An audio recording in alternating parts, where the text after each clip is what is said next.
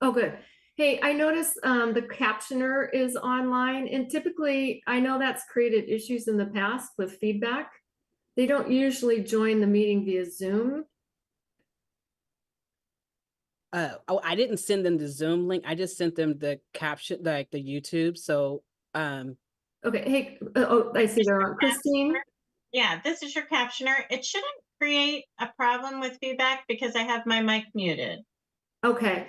Um, okay, they're all right. The only reason I'm bringing this up is because we did have an issue in the past where the captioner interrupted the meeting a few times to ask some questions and things.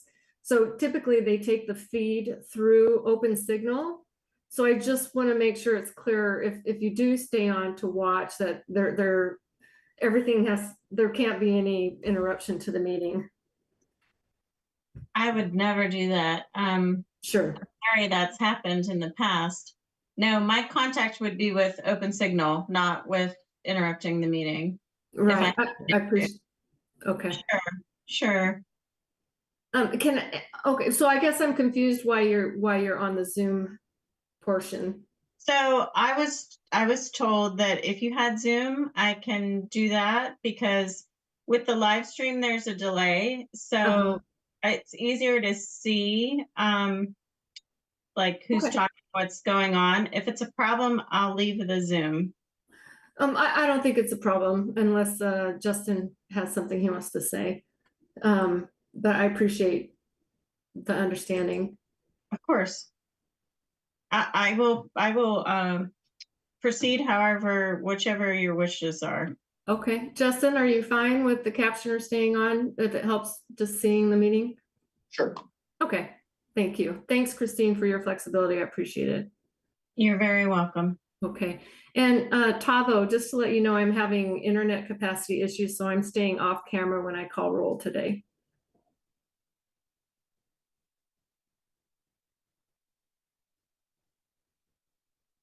Tavo, did you hear that? Oh, okay, you're muted.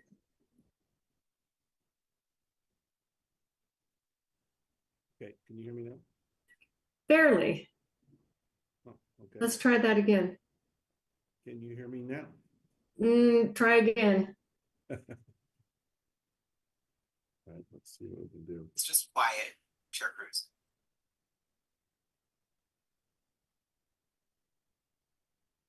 Is that any better? That's a lot better. Thank you.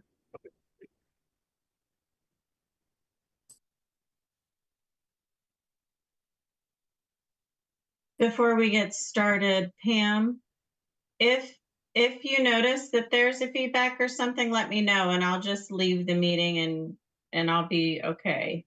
I appreciate that. Sure. The only other issue is we have chat turned off, so I wouldn't have a way to tell you other than to knock you out. But if Or you can knock me out, and if that happens, then I'll know why. all right, but And yeah, just keep yourself muted. Shouldn't be a problem. Okay, great. Commissioner Slick, hello?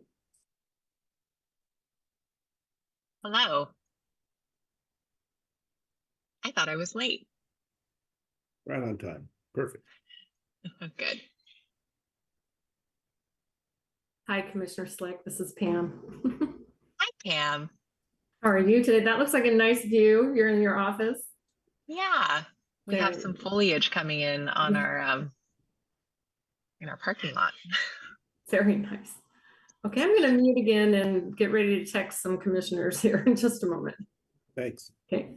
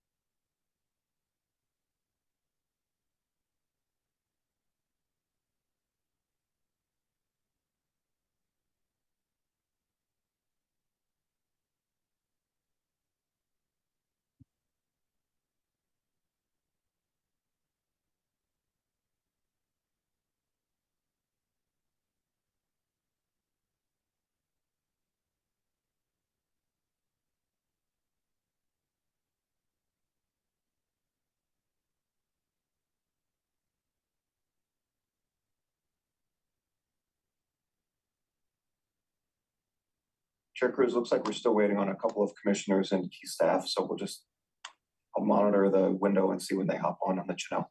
Sounds good. Thank you. Welcome.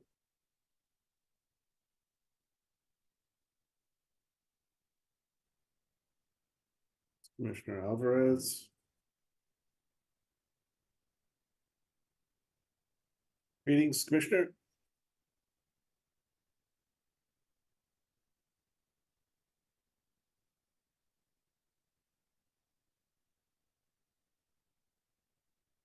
Do we know if Willie and Serena are planning to participate today? Commissioner Myers is. We had a briefing with Commissioner Stoudemire Wesley this afternoon that she was not able to attend, but we haven't heard that she's not going to be here either. So I just got a text from Willie asking me to resend him the link. Okay. He asked me to text it to him, which I'm not sure how to get it from my text to from my email to his text. So I'm emailing it if someone else knows how to text it or can tell me.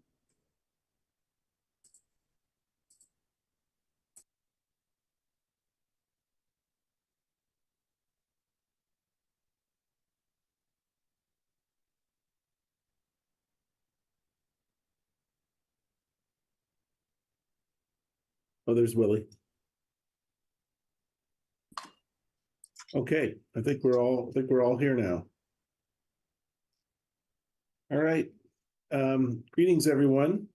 The May 21, 2024 Prosper Portland Board of Commissioners meeting is now convened.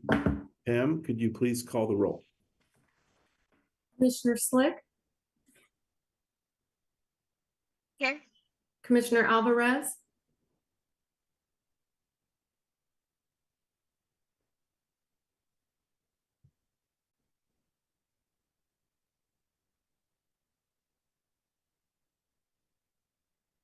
I think we see he's here, so we'll Let's let the continue on. Maybe he can't hear us. All right. hold on here. Commissioner Stoudemire Wesley, I'm here. Commissioner Myers, Here. Chair Cruz. Here. Thank you. Okay, I have a brief message to read, notice to read, I should say. As required by state law, Prosper Portland has provided an opportunity for the public to access and attend this meeting in person.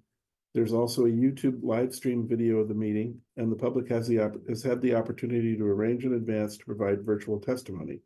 At this time, the public may provide written testimony to the commission by emailing prospercommissioners@prosperportland.us. Again, prospercommissioners@prosperportland.us. Thank you. All right, next up, we have the Executive Director Report, Kimberly Brown. Thank you, Chair Cruz, and good afternoon, Commissioners. Good to see you all.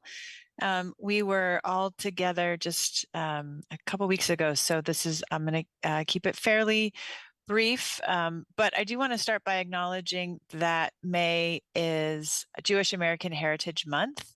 The Jewish community, as you know, has a long and vibrant history in Portland, and today approximately 56,000 Jewish Americans call the Portland area home and make ongoing contributions from a wide diversity of backgrounds and lived experiences. We encourage everyone to visit the Oregon Jewish Museum and Center for Holocaust Education located right here in Old Town. And I want to welcome Rebecca Sobel, who took over as director of the Oregon Jewish Museum and Center for Holocaust Education in January. So congratulations and welcome to the neighborhood, Rebecca. I also want to note that May is Asian American, Native Hawaiian, Pacific Islander Month. The AANHPI community also has deep roots here in Portland, especially in Old Town, with both Japantown and Chinatown, and now in the J District in Southeast Portland. Here in Old Town, you can visit the Lansu Garden, the Portland Chinatown Museum, and Japanese American Museum of Oregon to learn more about the rich history of AANHPI contributions to the city. And I want to invite everyone to follow Prosper Portland's Instagram for information on local businesses and events, and we encourage everyone to shop and support both AANHPI and Jewish American businesses and events in May and throughout the year. City Council approved the 24-25 Prosper Portland budget last week.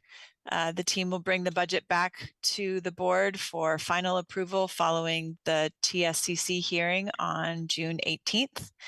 I want to acknowledge that putting the budget together requires basically the entire staff to collaborate and contribute.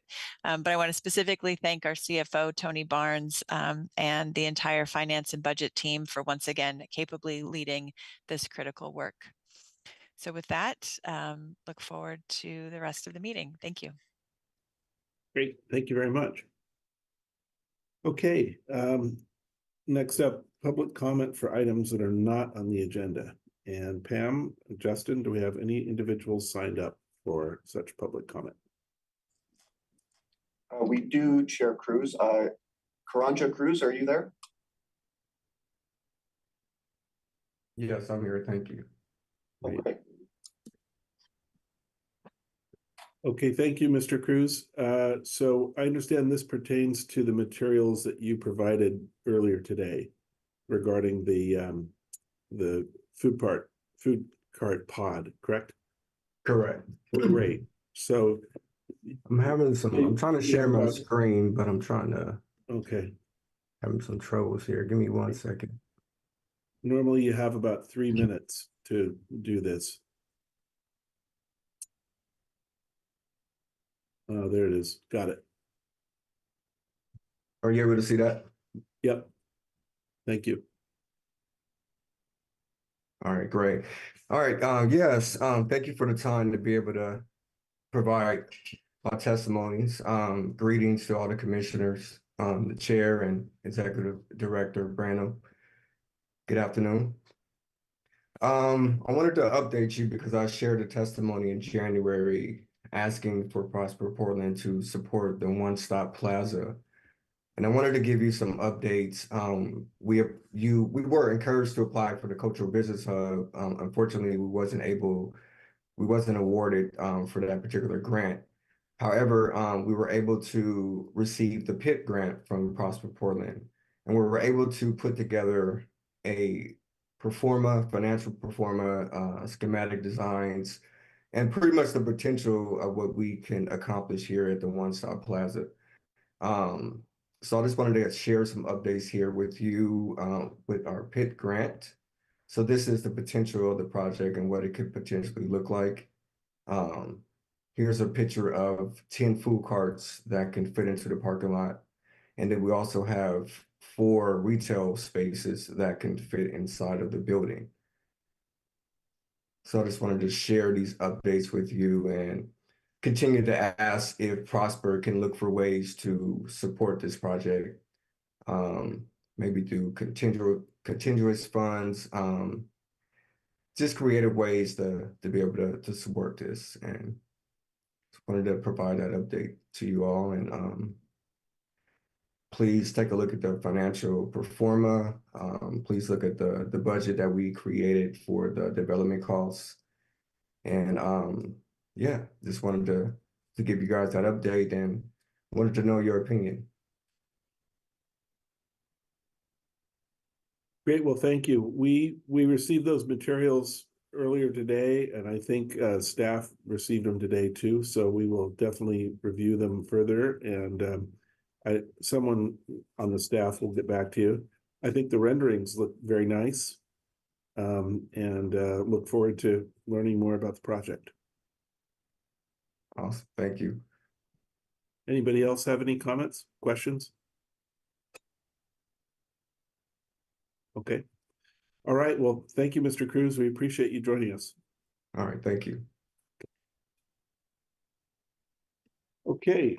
Next up, we have a regular agenda item. This is an action item approving Reimagine Oregon Economic Opportunity Investment Fund grants.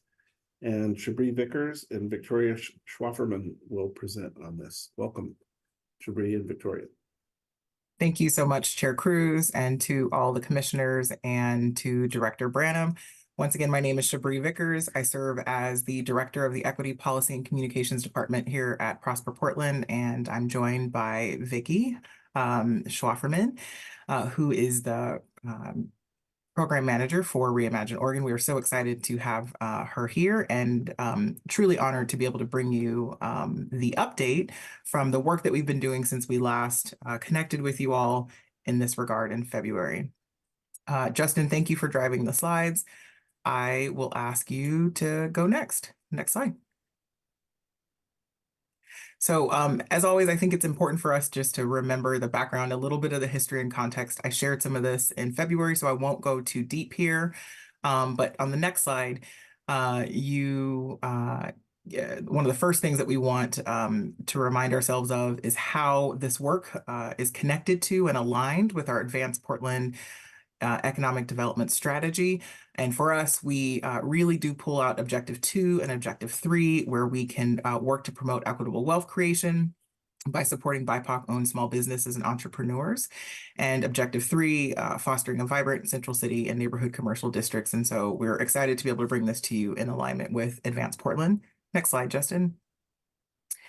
So this is a brief history again. In fall of 2020, before Prosper had anything to do with Reimagine Oregon, the city council designated and allocated $1.9 million ongoing recreational cannabis tax dollars, and as well a $1.5 million one-time general fund community planning process that has gone to the Reimagine Oregon steering committee, and we are joined by Justice Raji, who serves as the Reimagine Oregon director, and we respond to them. They are our steering committee, and that we are responsive to alongside council's goals.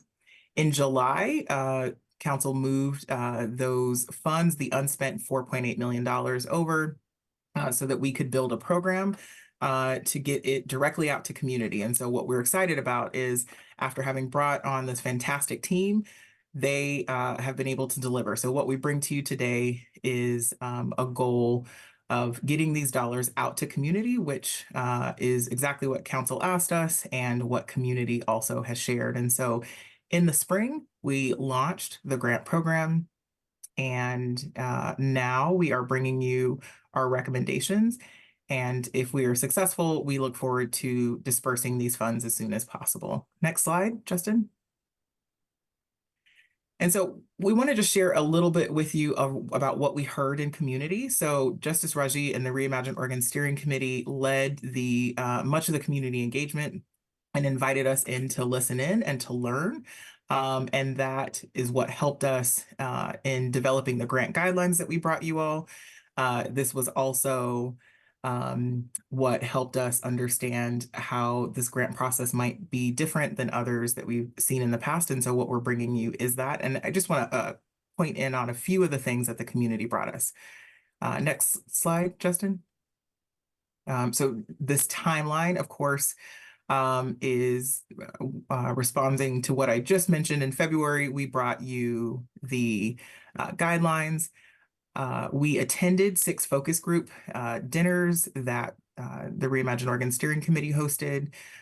With that, we were able to launch the grant program, and right away, we got many applications. And as we closed on April 12th, we received over 380 applications. And so getting through that evaluation process is what we've been doing since then.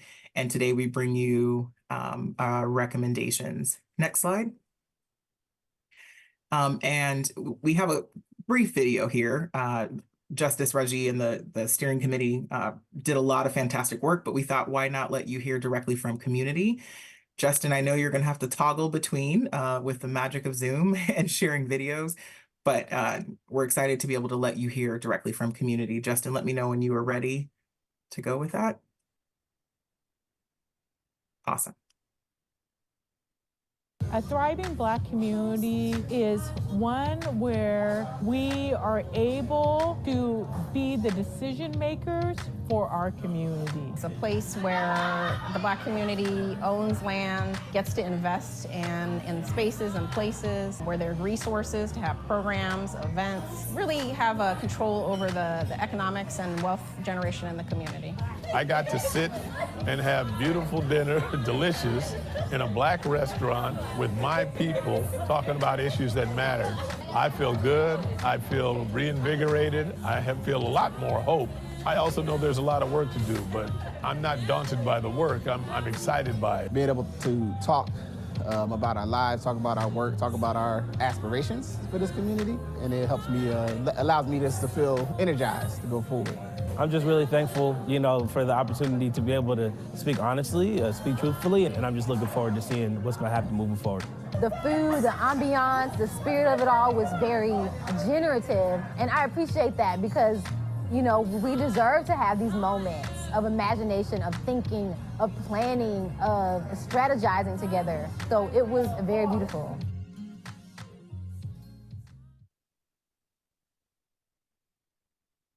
Thank you so much, Justice. So that was a very quick snippet. We have many other videos that we look forward to just at least being able to share on our website in the future, just to remind people and ground folks in what we were asked to do. Council made great decision in allocating these funds. And as they moved over to us, it's been extremely important that we listen in and center community throughout this process. And so many of the community voices that you saw there and so many others were a part of helping us consider literally the application, what we put into the application and how that was presented. And there were folks who helped us as we developed our evaluation matrix, and then considering not only this process, but probably also most importantly, the next process in the future. And I say that because we were on a pretty tight timeline to get these funds out. And so we're excited about today and also excited about what we'll learn from this process and what we'll do next. Next slide.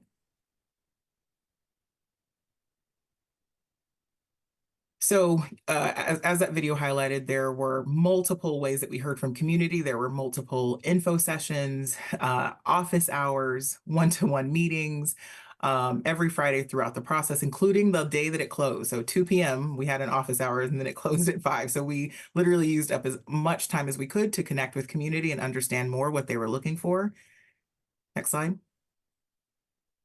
And so I'm just highlighting here for you. We'll go through these slides pretty quickly, but essentially well over 60 individuals joined us for dinners and really focused on what they were hoping for. And while we were considering this grant process, we were also considering overall what Reimagine Oregon can be and do, because what we know is that these funds are finite. And as we get further in the process, you will see the amount of applications that we received and the interest and the funding requests asked were far more than what we had the ability to do. And so it's important to us and the staff that we can learn from this process and help imbue the wisdom and the guidance into many of the efforts that we'll look at moving forward. Next slide. So many emails, lots of time spent with individual community members. We attended different events that they had to share more. We were invited to different business meetings. We updated our FAQ page on the website as we learned more questions so that we could ensure that everyone had appropriate access to what we were learning. Next slide. With the work that Justice Raji and the steering committee did, we were able to listen to and hold this insight report that came from all of this effort that helped as we were making decisions throughout the process. Next slide. And so here are just a few of the key themes that we wanted to share with you. Number one, reconnecting communities and really supporting initiatives and programs that strengthen community bonds through creating spaces and experiences, through facilitating resource sharing, collective growth, overcoming geographic barriers, especially those exacerbated by gentrification. Next slide. Equitable access to capital. I don't think this is a surprise to anyone. We hear this all the time, but especially wanting to address the urgent need to eliminate financial barriers and implement trust-based, community-focused financial programs that guarantee wider and more equitable access to capital. Next slide. And education for wealth creation, recognizing that this also, all of these are themes within Advance Portland. And so it was really great to hear from community that they were also seeing and hearing, seeing and hoping that we could continue to do this work. So advocacy for supporting and funding and accelerating these programs that educate community on effective methods for improving financial literacy overall and most intentionally driving generational wealth. Next slide. And really considering the next generation. I think one of the things that was beautiful was recognizing that not only is it for us, but thinking about generations ahead of us. And so listening to younger folks and considering them in the efforts that were brought to the team. Next slide. And art is culture, recognizing that this is such an important part and probably one of the ways that we hear voices of community is through art as well, and that it's vital overall and a part of our cultural identity.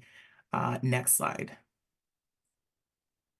And so overall, this helped us with regards to understanding our grant priorities and really looked at overall wanting to create transparent, accessible, and increase technical assistance for diverse communities. Next slide, Justin. And so this left us here. And these were our goals overall as we thought through what these grants would do, which were to support business owners through ensuring economic opportunities and capital were made available, reconstruct and revitalize the Portland economy, support entrepreneurs with scaling their businesses, creating multi-generational wealth opportunities, meeting business needs for capital and growth, expanding assistance to and resilience of businesses in need of this economic support, and lastly, increasing access to business and property ownership, real estate financing, and partnerships with a focus on growing wealth more equitably via inclusive networks. As we go to the next slide, Justice, and I get ready to hand off to Vicki, I think one of the things that I will offer is, we believe that this certainly meets what council and community has asked us to do. We're extremely proud of it. And more than anything, I just want to mention some deep appreciation to the entire team who have made this happen, to Vicki Schwafferman, Daniel Tay, and to Trevor Brandon. But also, I just want to lift up many of the Prosper Portland staff across all of the agency. This team was brought together really quickly, and we were able to turn around. And this is not just because of our small team. It is absolutely through the wisdom and the expertise across the agency. And so we appreciate them. And we want to also lift up not just Justice Raji, but the entire Reimagine Oregon Steering Committee, who through their leadership helped us better understand how to make these investments in a way that feels most responsive. And lastly, to all the community members who have been just integral in sharing their vision that got us to this point. And so I will hand off to Vicki to share more with you about this spring 2024 grant round. Thank you, Shabri. I'm really thrilled to be here and speaking with all of you today on behalf of the team and just to showcase the great work that has happened. As Shabri mentioned, a lot of listening from community has gone into the implementation of this program. Next slide, Justin. As we were thinking about how do we take the wisdom, the needs, the concerns, the excitements from the community and bring it into the program, we thought about the impact that we wanted to make, as was referenced on the last slide. And it came down to 3 priorities that we wanted to provide as an opportunity for the community to apply for and lift their needs up through. So the priority areas you'll see here are the ones we made available through the grant program. Accelerating business growth and entrepreneurship was the first one. This priority was geared towards for-profit businesses, allowing for requests between $5,000 and $300,000 for the opportunity to strengthen, grow, and scale businesses. Examples are listed here below just to give community members a picture of what success could look like as they are thinking about applying and lifting up their needs. The second priority you'll see here is building community wealth and economic empowerment. This opportunity, it was provided largely for nonprofits, allowing for requests to come in between $5,000 and $300,000, focused on promoting skills and assets for intergenerational and community wealth. Some examples of that we've lifted up are with financial inclusion and literacy programs. And the third priority was an opportunity for both for-profit businesses and nonprofit organizations that are focused on creating anchor projects that's connected to place and space and allows for the enhancement of community engagement and collaboration. And those allowed for requests between 50,000 and 700,000, really focused on creating spaces for community to increase economic opportunity. And we see those examples with housing development, property acquisition, and business hubs. Next slide. So with the array of priority areas that were lifted up in this grant program for community to apply to, we launched the program, as Shabri mentioned, in March. And when we closed the program in April, this is the data that we saw come in. We had over 380 eligible applications. I would say applications, 380 is what we had after realizing there were a few duplicates. So that is the data that is here. The grant request total, you'll see, is over $109 million. So with the large amount of requests, we knew we had a task ahead of us to be able to read through all of these applications. We saw an average grant request of about 287,000, and we saw that median grant request at around 279,000. Through the applications that were submitted, there were certain information or impact goals that we did track. One was around total job creation and retention. So we saw around 3,613 jobs that would be created through opportunities submitted in the applications. We also saw a total people at programming at 149,000, a little over that. And we saw an opportunity to build new partnerships or have new partnerships form from the impact of these proposals at the level of 1,953. Next slide. We also saw a majority of the applications come in from for-profit businesses. You see here around 70% of the applications received were from for-profit businesses, with about 26.3 coming from nonprofits. The other remaining amount were from organizations with a fiscal sponsor. So we also consider that nonprofits because the organizations had nonprofits as their fiscal sponsor. So that's how it broke down there. And on the right-hand side, you do see the breakdown from the geographical area, with a majority of applications and impact requests coming from Northeast Portland at 45.8%, with second from the top coming from Southeast, and the remainder spread throughout North, Northwest, and Southwest. Next slide. So getting into how we approached evaluating the many requests that came in, we assembled a brilliant, might I say, evaluation committee that was focused and instrumental in sharing expertise across small businesses and projects that really enhance our economic opportunities. These evaluators have shown incredible experience with being able to have a great impact in the community. And again, their leadership has been critical in really supporting economic opportunities across the board.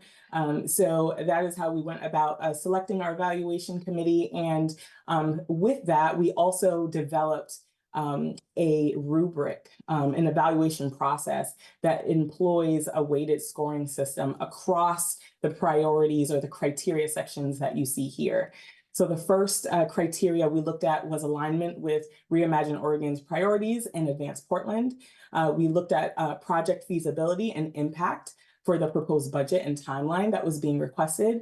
We also looked at organizational capacity, team expertise and experience, budget justification and financial need. How strongly did that understanding come across in the application? We looked at community impact and support, multi-generational impact, innovation, how innovative was the project, and whether or not the applicants and the application's impact would serve or be led by people directly affected by cannabis prohibition. The evaluation rubric, again, that we created employed a weighted scoring system with a maximum score of 5 points per criteria section, and proposals that exceeded expectations in all the areas earned the highest score, with an emphasis on demonstrating how funds could be strategically leveraged to amplify their impact. We are excited to be able to share what the evaluators came back with in terms of their scoring based on these criterias and our recommendations for funding. Next slide. And hey, Vicki, I'm going to jump in here as we jump into the grant recommendation process. We again appreciate the team so much. I think one of the things that we were hoping to also share with you, as you saw, though, the $109 million of requests. When we went out for the grant, we originally planned to get out $5 million. And so that process of evaluating felt futile, just in general, because only $5 million for $109 million in requests. What we understood and learned as well, based upon the timing of the grant process, we were able to consider the Reimagine Oregon grant dollars that become available to us in July as well. And so what we're bringing to you, the grant recommendations, represent $6.22 million to go out to community. And so what this does is it helps us respond to council and respond to community to make certain that these dollars get out into the community and to support small businesses and nonprofits who are lifting up and advancing economic opportunity. And so we're excited that not only are we able to meet our initial goal, but we're also able to become more efficient through this process and get these dollars out to community. And then we're excited about next round, which will launch in the spring of 2025, a year from now.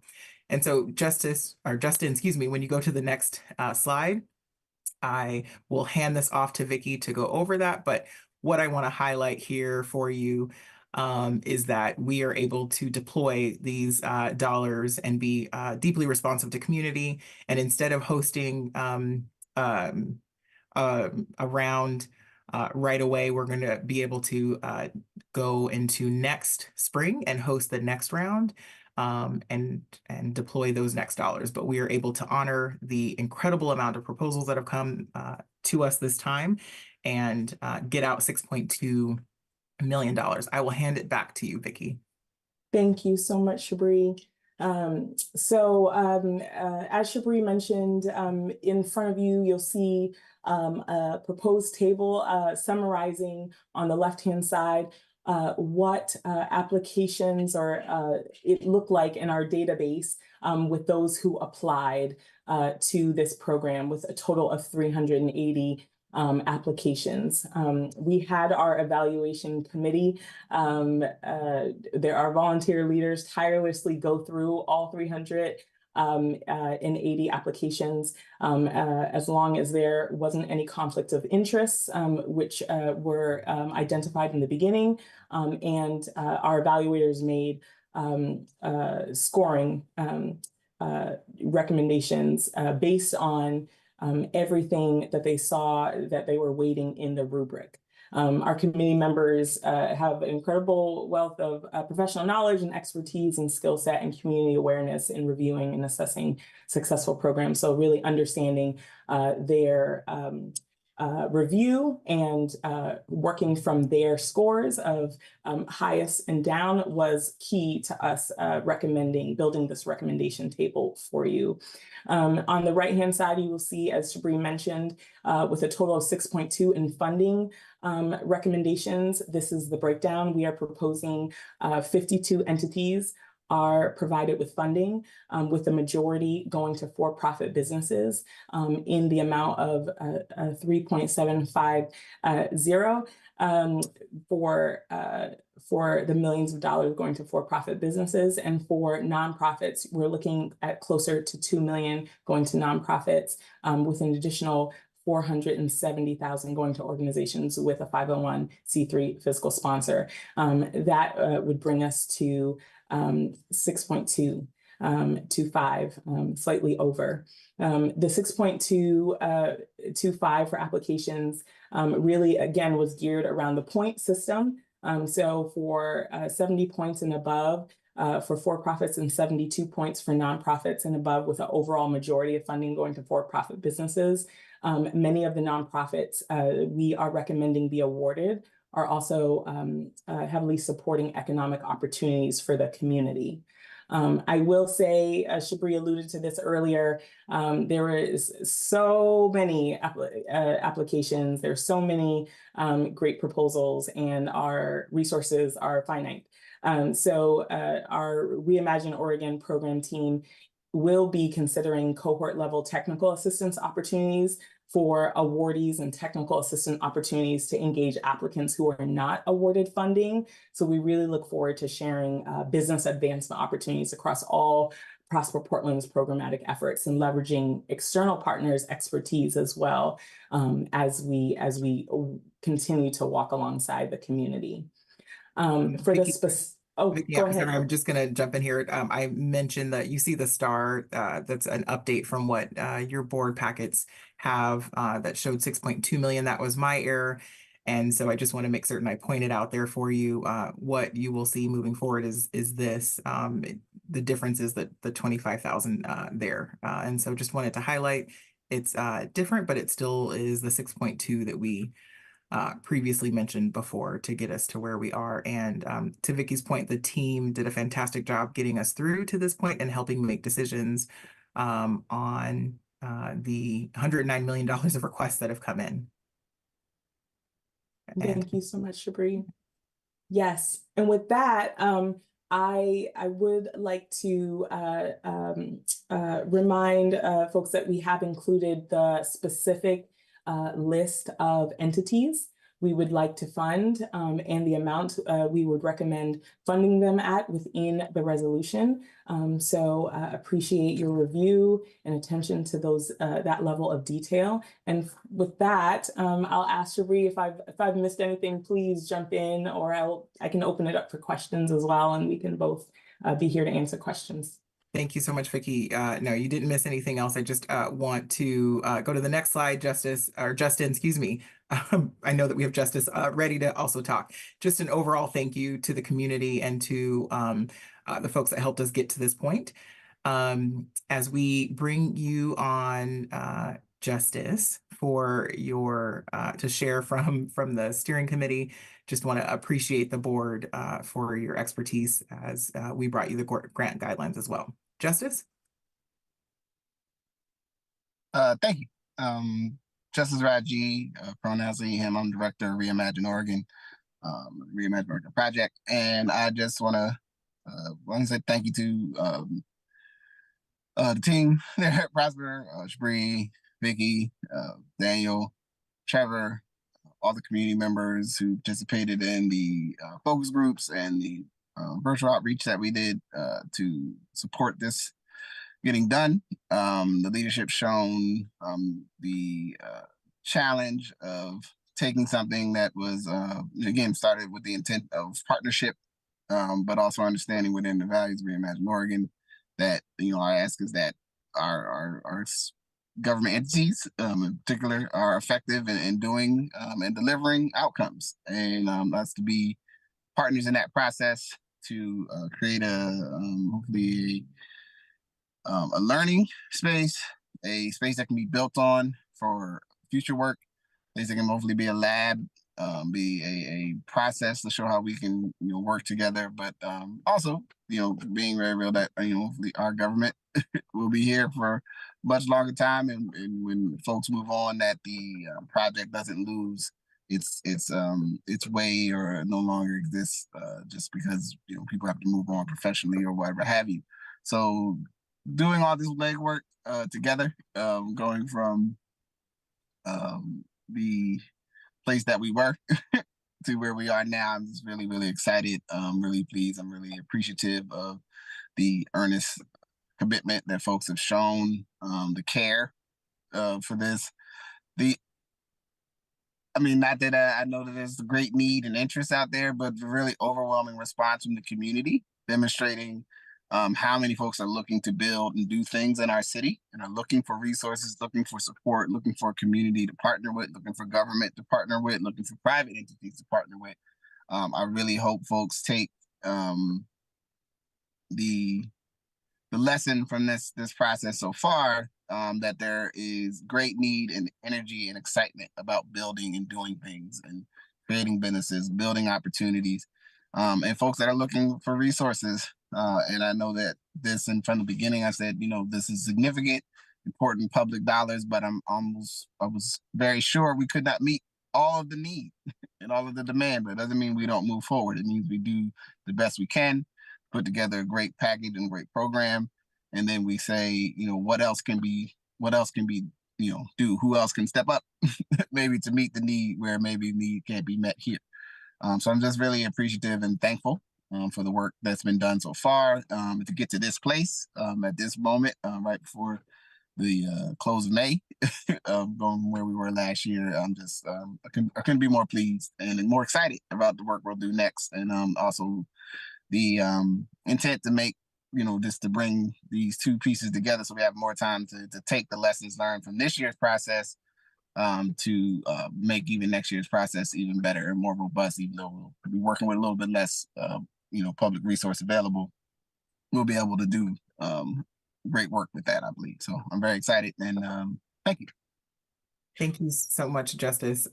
As we hand back to you all, Commissioners and Chair Cruz, I think one of the things that rings so true from what Justice just mentioned is our recognition throughout the process of how many opportunities there are even within Prosper and the larger, wider programs that we have that will be responsive to some of the needs, right? There's no way we could ever get to $109 million in requests, but what we can absolutely do and what we look forward to doing is to working with all of the proposers, those who were awarded, but especially those who we were not able to support during this round, in getting them prepped and ready for spring of 2025.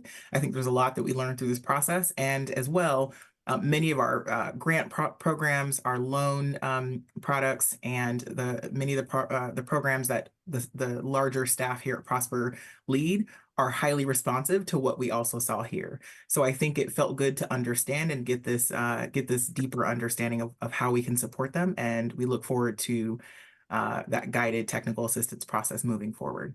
And Chair Cruz, I'll hand back to you for any questions. Great, thank you so much, Shabri, and thank you, Mr. Raji, for participating today. We really appreciate your appearance and your comments and your great work on this project. It looks like Commissioner Stoudemire Wesley might have a comment or a question. No, I don't. Oh, okay. I thought I saw your hand up there on the screen there. So, okay. All right. Okay. So, Pam and Justin, do we have anybody signed up for public testimony on this portion of the agenda? I don't believe we do, Chair Cruz. Okay, great. Okay, do any of the commissioners have any comments or questions for staff or Mr. Raji? No, everybody's very quiet today. It must be Zoom. So, okay.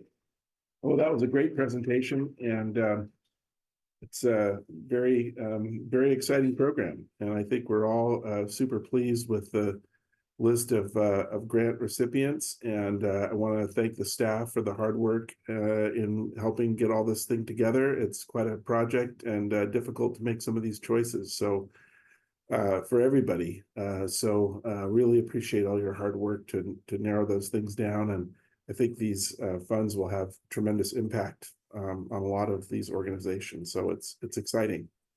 One thing I was going to say is it'd be nice, you know, I didn't really see this in the materials, but it'd be nice if maybe next year we could kind of hear back a little bit on, you know, how things went and, you know, sort of what the impact might have been of some of these funds for some of these organizations and any lessons learned, successes, non-successes, just whatever you think would be relevant for the board to learn about, I think would be really nice. Maybe next year sometime. Absolutely, Chair Cruz. I think that's exactly where you're in line with all of our thinking and the most recent discussion with Director Branham. With this timing, it's really quick, but with this first round, we will learn so many things. We absolutely look forward to bringing that to you as we prepare to launch the next round in spring of 25.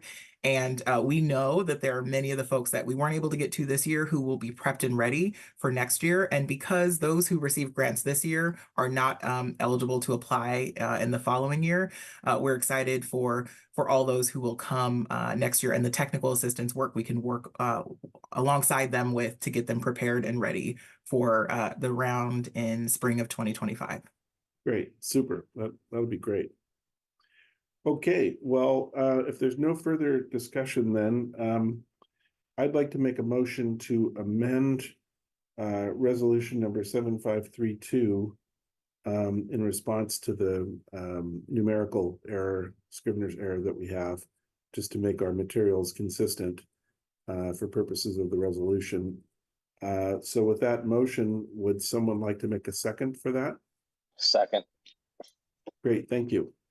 All right, then any discussion? Okay, all those in favor of the amendment to the motion? Aye. Aye. Great. Okay, sounds like it's unanimous then. Thank you. Okay, then, and then let's go ahead then. Would somebody like to make a motion to approve resolution number 7532 as amended to approve the grants as presented? So moved. Oh, great. And do we have a second? Second. Excellent. Thank you. Any further discussion or comments? Okay, all those in favor? Aye. Aye. Excellent. They pass unanimously. So that resolves this agenda item. Thank you so much for everybody's hard work on this. I really appreciate it. And if there's no more comments, then our meeting for today is adjourned. Okay. Thanks, everybody. Great job, everyone. Bye-bye.